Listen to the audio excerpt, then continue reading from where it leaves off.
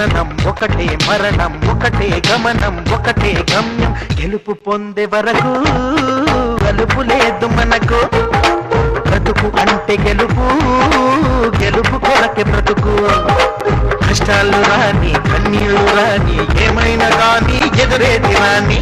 ఓడిపోవద్దు, రాజీ పడొద్దు, నిద్రే నీకొద్దు, నీ హద్దు.